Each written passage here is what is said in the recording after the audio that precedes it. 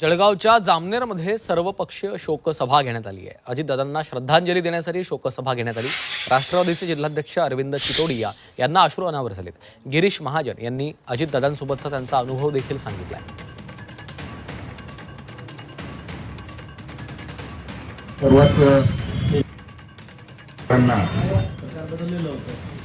आणि मग आमचं खूपच वाद झाला। म्हणून आमदाराचा अधिकार आहे, त्याला अध्यक्षता समितीचे आमदार असायचे, त्याच्यावर खूप वाद झाला। विधानसभा सुरू झाली त्यांचा तो निर्णय घेतला आणि मग आम्ही फार एकदमच पेटलो की असं चालणार नाही, आमदारांना काही अधिकार आहेत की नाही।